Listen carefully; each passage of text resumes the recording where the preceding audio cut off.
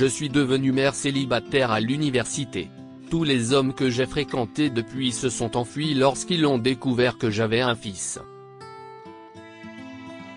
Mais j'ai rencontré Glenn et j'ai décidé de garder mon enfant secret, jusqu'à ce qu'il se présente à notre mariage et me donne une leçon. Je suis enceinte, en USA. Nous allons être parents.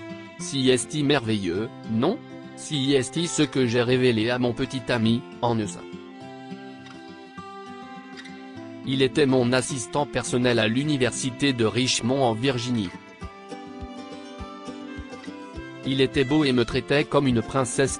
J'imaginais déjà que nous allions nous marier, alors je n'ai pas été bouleversé lorsque j'ai découvert ma grossesse.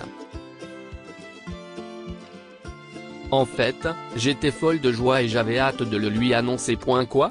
Tu es folle? Non. Ce bébé ne peut pas être le mien. Tu dois l'avorter, me cria-t-il. Hans, mon chéri. Nous ne pouvons pas faire ça. Si est notre bébé. Nous l'avons fait par amour, ai-je lancé. Non. Je ne serai pas dans sa vie. Si est ton problème. Au revoir, a déclaré Hans et il est parti. Il a quitté l'université et n'a jamais répondu à mes appels. Quand je l'ai dit à mes parents, ils m'ont renié. Mais je ne pouvais pas me débarrasser de mon bébé. Je l'aimais déjà. Quelques mois plus tard, j'ai donné naissance à Simon. Je vivais avec une gentille colocataire, Sarah, qui ne voyait pas d'inconvénient à ce qu'il y ait un bébé autour d'elle. Mais c'était quand même difficile de gérer l'école et le travail tout en s'occupant d'un enfant. Mais j'ai réussi. J'ai obtenu mon diplôme, j'ai trouvé un meilleur emploi et Simon allait bientôt commencer l'école.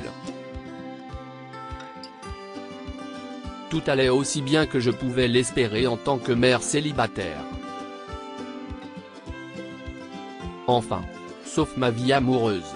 Tous les hommes que j'ai fréquentés depuis en sont reculés quand je leur ai parlé de mon enfant. Un certain Terence m'a dit que tout allait bien jusqu'à ce que je lui présente Simon et que je veuille passer aux choses sérieuses. Il m'a ensuite abandonné.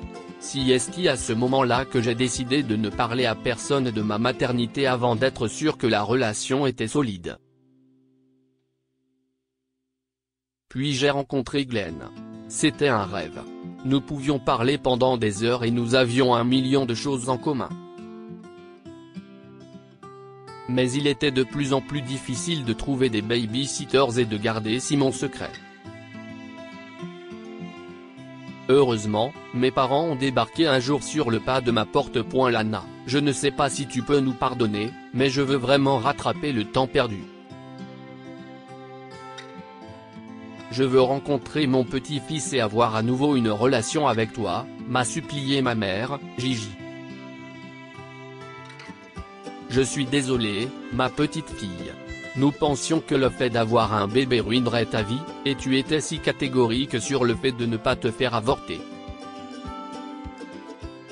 Maintenant, je sais que c'était le bon choix pour toi. Mais est-ce que tu nous laisserais être dans la vie de Simon?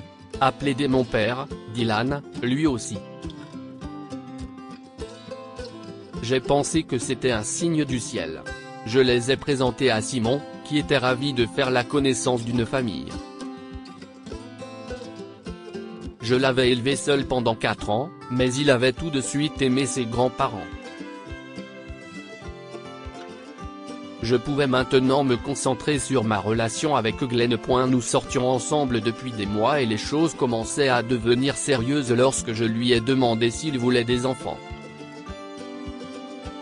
Je veux vraiment des enfants, Lana, ne te méprends pas. Mais je pense que nous sommes encore trop jeunes pour cela. Nous devons nous marier et peut-être voyager à travers le monde pendant quelques années, a-t-il déclaré. J'ai compris son point de vue et j'ai décidé de ne pas lui parler de Simon une fois de plus. Quelques mois plus tard, il m'a fait la demande à l'improviste. J'ai accepté immédiatement, mais je me suis inquiété pour Simon. Le jour de mon mariage est arrivé et je n'avais toujours pas parlé de Simon à Glenn. Tu ne vas pas lui parler de ton enfant ? M'a demandé ma mère lorsque je l'ai supplié de le garder ce jour-là. Je suis désolé, maman. Tu ne sais pas ce que j'ai vécu toutes ces années. Tous les hommes s'enfuient quand ils apprennent que j'ai déjà un fils. Je ne peux pas dire la vérité à Glenn tant que nous ne sommes pas mariés, ai-je expliqué. Chérie, il ne va pas aimer ça non plus. Une relation a besoin de confiance et d'honnêteté, a expliqué ma mère. Je t'en supplie. Je t'en supplie, ai-je supplié. Finalement, elle a accepté.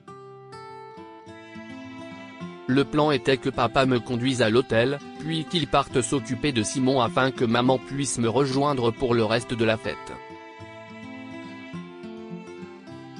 Ainsi, ils pourraient tous les deux assister au mariage. J'avais l'intention de parler de mon fils à Glenn à notre retour de lune de miel.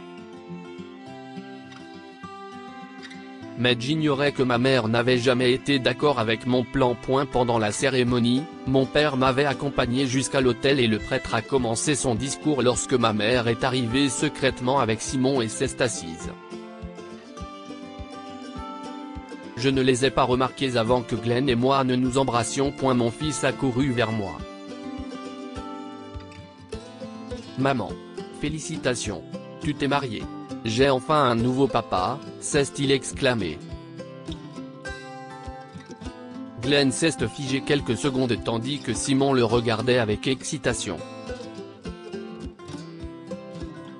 Maman? Si est-il ton fils, Lana? Qu'est ce qui se passe? Marmonna-t-il les dents serrées pour éviter de faire une scène devant les invités.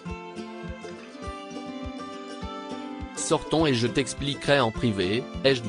Nous sommes sortis de l'église, nous avons pris des photos, nos amis nous ont jeté du riz, et tout le reste. Mais lorsque nous sommes montés dans la voiture, Glenn a commencé à me poser des questions. Dis-moi la vérité maintenant, a exigé Glenn. J'ai donc tout expliqué sur mon passé et sur la difficulté de sortir avec quelqu'un en tant que mère célibataire. Je sais que tu ne me comprends peut-être pas maintenant, mais je t'aime, Glenn. Je ne pouvais pas risquer de te perdre. J'allais te le dire après notre retour de lune de miel. Ma mère devait le garder, mais au lieu de cela, elle l'a amené, ai-je révélé. Je ne peux pas le croire, Lana.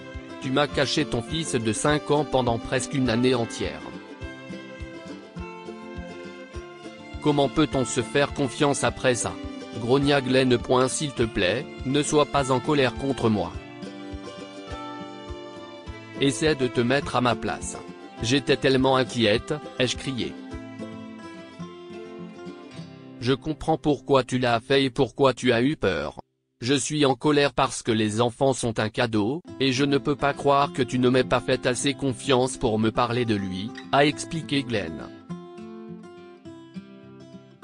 Je ne savais pas quoi dire d'autre, mais nous sommes arrivés à la réception, et Glenn est allé directement vers Simon.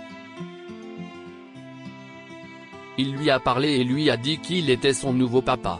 J'étais en larmes.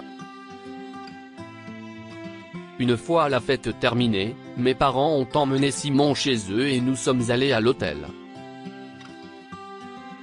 Je suis toujours en colère, Lana.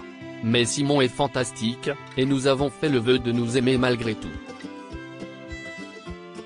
Je suis là pour le long terme. Mais tu ne peux plus jamais me mentir, insista Glenn. J'ai pleuré une fois de plus et j'ai couru dans ses bras. Merci. Je passerai le reste de ma vie à me racheter auprès de toi et de Simon. Je vous aime tellement, ai-je braillé dans ses bras. Glenn a ri, et notre petite dispute s'est terminée aussitôt. Nous avons passé une belle lune de miel et sommes rentrés à la maison. Glenn et Simon ont sympathisé presque immédiatement. Quelques mois plus tard, j'ai découvert que j'étais enceinte et nous avons eu une fille nommée Juliane. Glenn a ensuite adopté officiellement Simon et a été le meilleur père du monde. J'avais enfin choisi l'homme parfait. Que pouvons-nous apprendre de cette histoire? La bonne personne existe. Après de nombreuses tentatives infructueuses, Lana a finalement trouvé un homme formidable. Ne désespérez pas si vous n'avez pas encore trouvé votre bonheur. Ne cachez rien à votre partenaire.